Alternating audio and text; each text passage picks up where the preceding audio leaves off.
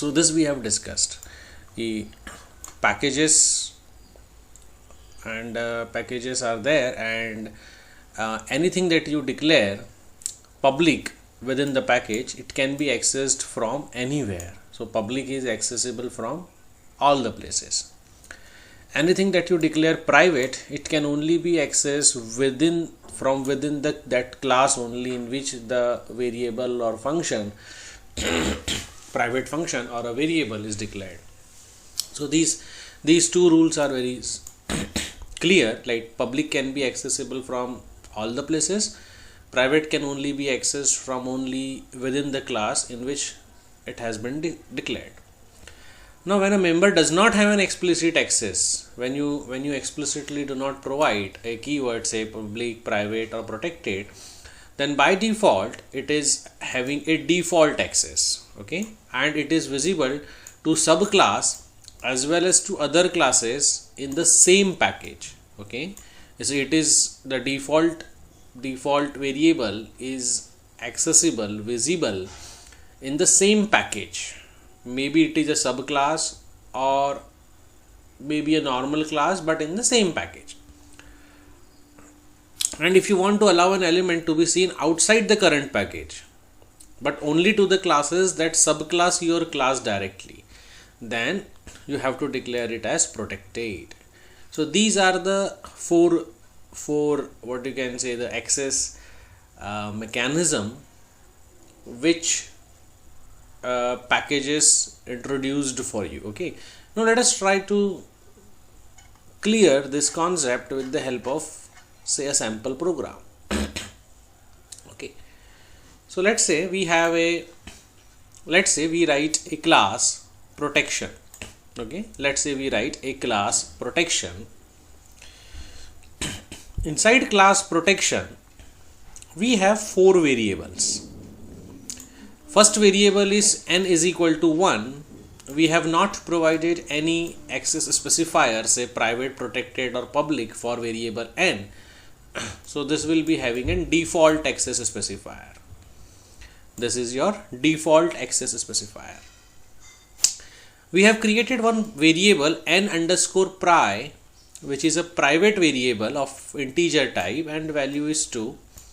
One is protected type of integer variable, that is n underscore pro, and another one is public n underscore pub, which is equal to 4. So these, like this, we have a class protection, and inside class protection, let's say we have a 4 different kind of variable. One is default, one is private, one is protected, and one is public. We have written a constructor. See, the class name is protection, and here the name is protection, function name, method name is protection, a constructor. So whenever a constructor of this class gets called, it will simply print all the available values of the variable. It will print base constructor, it will print the value of n is equal to n underscore pri is equal to n underscore pro is equal to n underscore pub is equal to. And here we have, this is the end of the class protection. Now this class protection is written inside package p1. The first line of this file is package p1. It means all the code, this code which follows this line belongs to the package p1. So p1 is the package. Inside package p1 you have a one class protection, and you have a constructor, and the task of the constructor is to print the values of this. And we save this file with the name, say, protection.java, since this is the only class we have. So the name of this file is protection.java. Okay, now till here it is clear. The first class is clear. The name of the file is protection.java, package is p1. Inside package p1 you have written this simple code. It is clear. Yes, sir. Okay. Okay. Now let's move on to the second part. Here in the another file, this is file number 1. The name of the file is protection.java. We'll open another file. Okay, this is file number 2. This is file number 2. Again, we have written the first line is package p1. Means whatever code you will write in this file number 2, this code will also belong to package number 1. Okay. Then what you have written in that file, you have created one class derived, class name. Derived is your class name, and it is derived from this class protection. Okay, so class derived, which is derived from the class protection.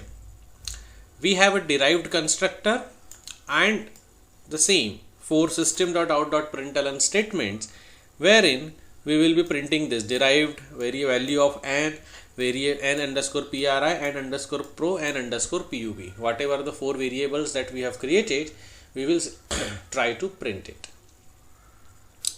So from the discussion we had earlier, since n is a default variable, it is accessible in the class where it is created, plus it will also be accessible in the same package. So this line will work fine. So this system.out.println n is equal to plus n will work fine, because this line is written in the package p1. Variable n is created inside package p1, so you can access variable n here, no issues. Now the next line is system.out.println n underscore pri is equal to, now here you are trying to print the value of n underscore private variable. Now we know that the private variable is only accessible from within the class in which it is created. So n underscore pri is a variable, it is created in the protection class, so it will be accessible only here. So you cannot access pri variable here. If you try to access it here, you will get a compiler error. Protected, you know that the protected variable is accessible from within the class in which it is created. Also, it is accessible in the derived class of the same package. See here, same package of the derived class, it is accessible. We know that public variable is accessible from everywhere. So it is here it is created, you can access it here also, and you can access it from here as well. So whatever the 4 rules that we have seen, we have just tried to we have applied it to the program. So here we have created 2 different files, protection Java, derived Java, the content of protection Java, the content of derived Java. Whatever you have written here, only the private is not accessible here, and remaining default, protected and public, you can access it here as per the discussion that we had. Now let us create a third file. Let us create a third file. The class name is same package. The class name is same package. Again, the third file, whatever code we will be writing here, it is written inside the package p1. So what we have done, we have created one package. We have one protection class.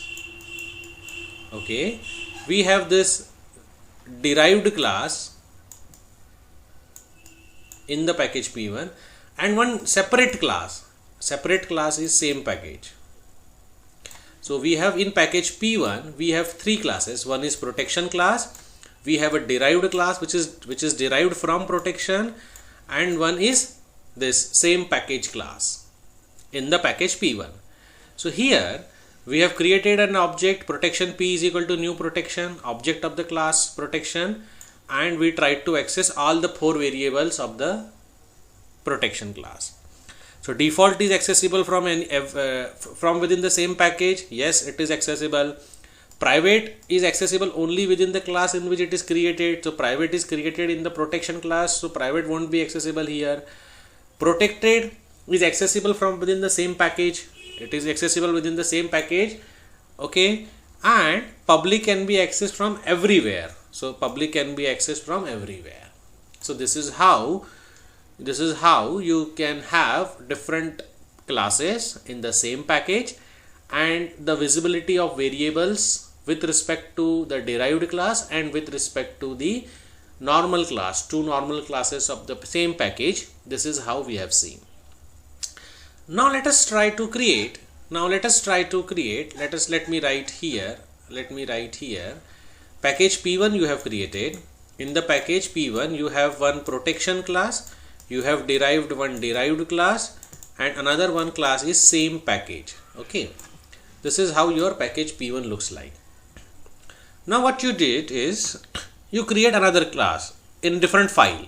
This is different file, protection2.java. Okay, the class name is protection2.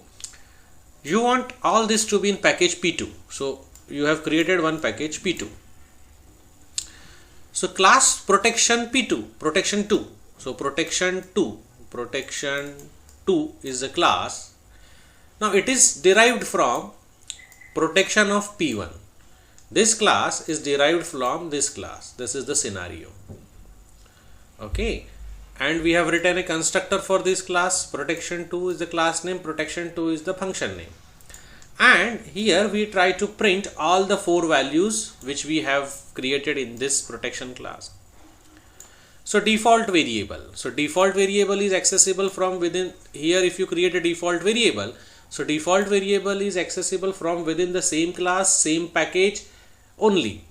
Since we are trying to access the value of n in package P2, it won't get accessible. It won't be accessible. N underscore private. So private variable, we know it is accessible from only within the class in which it is created. So private is created in the protection class here, and you are trying to access it here, so it won't get access. Okay. Now protected, we know protected variable is accessible from within the same package and in the derived class of different package. So protected2 is derived from protected. So whatever this protection2 class is derived from protection, so whatever protected variable you have here will be accessible here, because protected variables are accessible in the same package as well as to the derived class in the different package.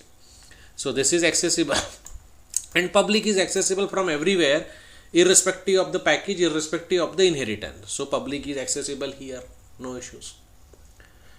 Now let us try to create another class, other package. So here other package. Okay, we save it as other package.java, and we have mentioned the package name as P2. So other package we have created in the package P2.